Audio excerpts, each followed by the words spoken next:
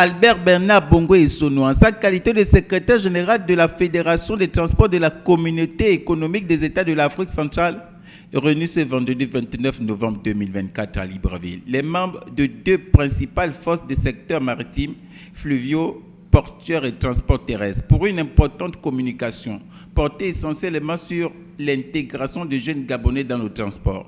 Projet phare aux plus hautes autorités du pays, notamment le comité de transition pour la restauration des institutions. Le président, c'est quelqu'un qui a une vision dans le transport.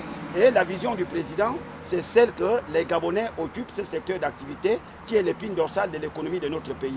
Mais au regard de ce qui précède, nous voyons le ministre des Transports, n'est-ce pas, aller à contre-courant contre la politique du chef de l'État parce que ce que le ministre des Transports est en train de mettre en place, il est en train de combattre, n'est-ce pas, la vision même du président de la République. Parce que dans la vision du président de la République, c'est que le transport soit aux mains des nationaux. N'étant pas associé au ministère des Transports et autres entités, pourtant, parmi les initiateurs, ces maîtres d'œuvre, désormais écartés, ne cessent de dénoncer les irrégularités. C'est un projet que nous avons conçu. Et quand on a conçu ce projet, il a été dit que la marque choisie devait être Toyota. Nous-mêmes, nous avons vu, Toyota, c'est une marque qui est performante. On retrouve des pièces en occasion d'origine. Nous retrouvons des pièces d'occasion. Nous retrouvons même des pièces d'origine. Donc, ce qui fait qu'aujourd'hui, si on a dit Toyota, nous nous posons encore la question s'ils ont choisi Suzuki. Mais nous ne pensons pas qu'il y a un service après-vente. Parce qu'aujourd'hui, il faut penser que Suzuki nous cause des problèmes.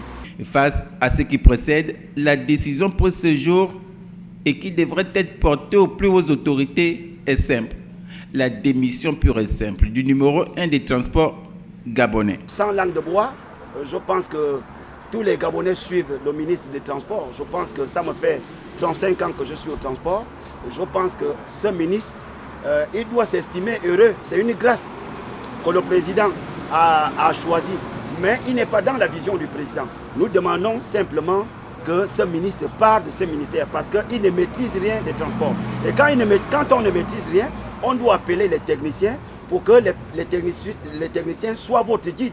Mais pratiquement, il fait à sa tête. Vous avez vu les taxis gars, il a pris les gens qui ont les permis B et l'assurance est à CD. Ça veut dire qu'il s'oppose.